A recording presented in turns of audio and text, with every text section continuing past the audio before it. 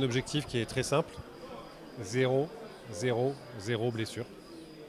C'est quelque chose sur lequel c'est non négociable. On veut vraiment tout mettre en œuvre pour atteindre cet objectif de zéro blessure.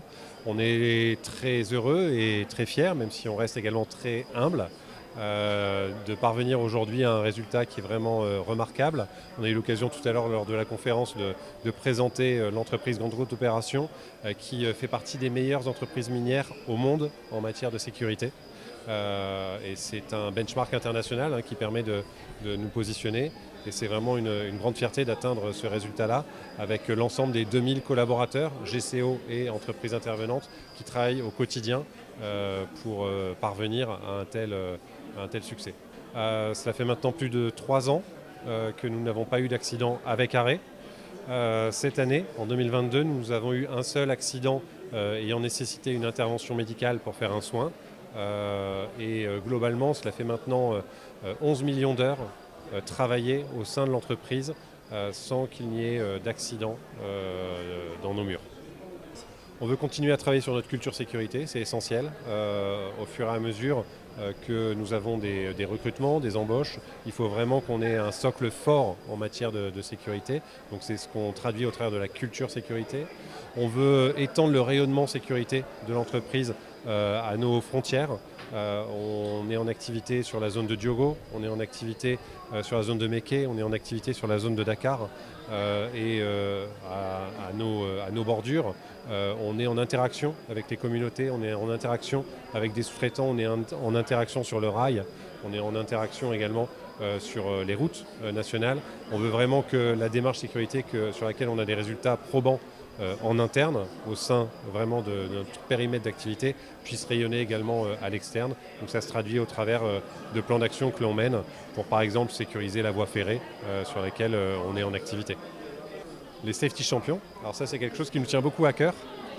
Effectivement, tous les mois, avec les équipes sécurité, avec les équipes de management, on essaye de challenger un petit peu les bons comportements des collaborateurs, GCO ou entreprises intervenantes, sous-traitants, pour essayer d'identifier notre Safety Champion du mois. Il y a une cérémonie qui vient reconnaître ses performances, mettre en valeur, remise de cadeaux, remise de diplômes, de certificats, pour partager avec les autres collaborateurs les bonnes performances réalisées par ce collègue. Et puis ensuite, en fin d'année, une fois qu'on a nos 12 Safety Champions, on élit le Safety Champion de l'année avec un cadeau encore un peu plus important et une reconnaissance encore un peu plus importante. C'est très très très important, et si ça nous tient à cœur, c'est parce que avoir une reconnaissance des moments difficiles, des événements, des accidents, des déviations, c'est bien. Il faut qu'on puisse regarder ça de manière très froide, objective, et puis tirer les conséquences quand des choses ne vont pas, y compris sur des aspects managériaux. Mais il est encore plus important de souligner les choses qui vont bien, et puis de les reconnaître et d'essayer d'avoir une démarche positive en matière de sécurité.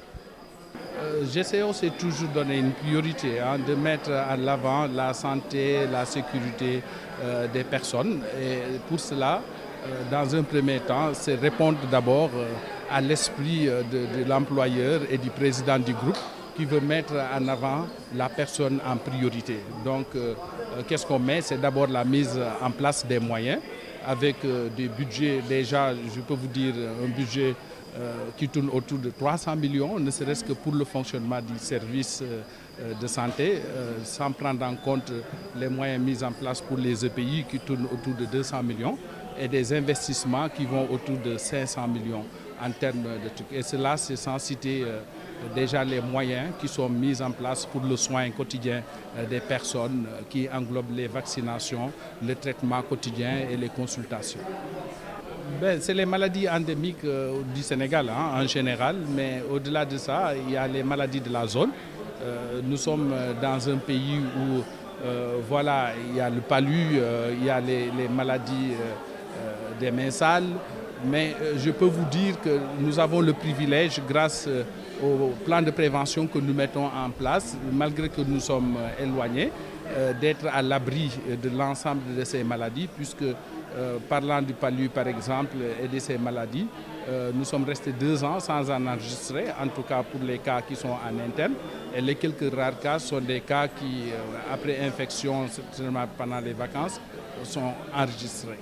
Mais conscient du fait que, voilà, de l'intérieur du site, nous devons faire notre plan de prévention. Nous faisons tout notre possible également pour supporter les populations environnantes et on leur vient en appui quand cela se faut. Et par rapport à la case de santé, nous sommes souvent interpellés pour leur venir en aide. La question des abeilles est préoccupante en ce sens que déjà nous cherchons à maîtriser les risques. Alors la maîtrise des risques des abeilles, c'est d'abord de comprendre un peu ses habitudes. Ce n'est pas gagner davantage. Et nous pouvons être exposés à tout moment à des piqûres qui peuvent être fatales, puisque ça peut dépendre de l'état physiologique de chacun. Certains ne supportent pas du tout les abeilles. La question reste entière parce que nous ne voulons pas de façon responsable prendre des mesures drastiques qui pourraient déséquilibrer carrément les règles de biodiversité. Mais nous choisissons quand même de faire des préventions ciblées, responsables. Et je pense que nous allons y arriver. La réflexion n'est pas finie et la recherche également est en cours. La direction générale a mis en place déjà des conditions d'installation, de restauration, de récréation, entre autres, qui permettent d'amenuiser l'ensemble de ces préoccupations. Il va sans dire qu'on ne peut pas remplacer maintenant une personne qui est éloignée, mais les facilités qui sont mises en place, des terrains de football, un service médical, un restaurant, et Dakar, c'est vrai, n'est pas si loin aussi. Je crois que les dispositions que le service médical, qui est à l'écoute des travailleurs tous les jours, et dont les questions psychologiques sont prises en charge au quotidien. Quant au cas par cas, on identifie de façon très précoce, nous avons des mesures adaptées à chaque cas.